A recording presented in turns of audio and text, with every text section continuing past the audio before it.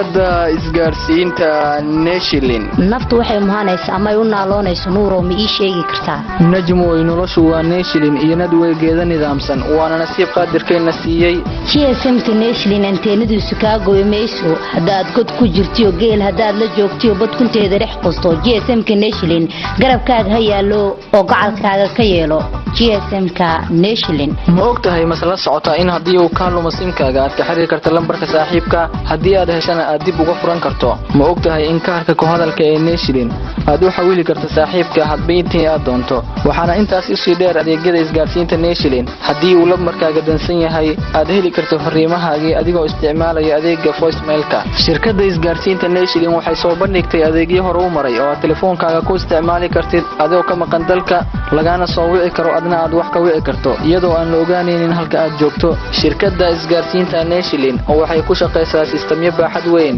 oo aad uga maqsuudi karto hanaanka isticmaalka line-ka iyo GSM-ka National xarunta ugu weyn ee shirkadda isgaarsiinta National waxay ku taalaa suuqa weyn ee Bakaaraha waxaana laamo kala duwan ay ku leedahay degmooyinka gobolka Banaadir iyo guud ahaan gobolada dalka Soomaaliya National isku xiraha dadweynaha National People's Connection